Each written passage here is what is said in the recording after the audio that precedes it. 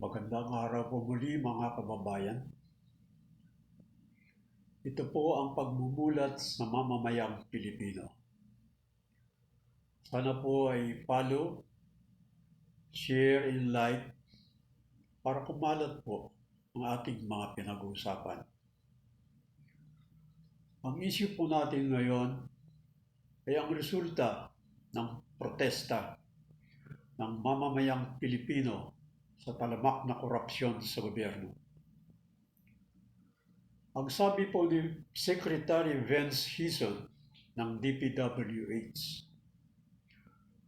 ay magpapakulong sila ng mga 60 individual na sangkot sa talamak na korupsyon sa gobyerno at sa DPWH. Nasisiguro natin na ang gobyerno ay nayanig na dahil sa mga protesta ng mamamayan.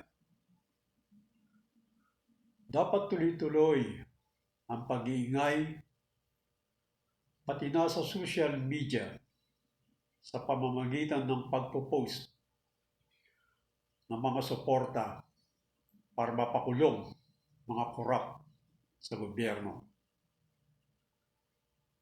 At pag nakulong na, dapat pa rin tayong magpatuloy sa mga protesta at pag-iingay sa social media. Dahil ito ay siguradong mag-aapila pa sila hanggang sa Supreme Court. Alalahanin natin, ang makasangkot dito ay puro may malaking pera.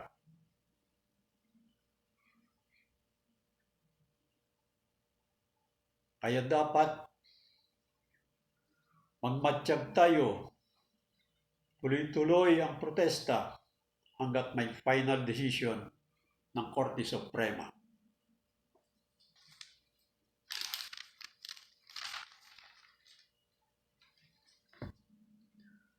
Dahil kung hindi natin itutuloy ang protesta, baka i-consider na itong hindi na national interest concern. Kapag ganon ang nangyari,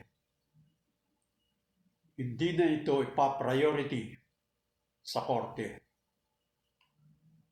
Magiging normal na ito kagaya ng mga ordinaryong kaso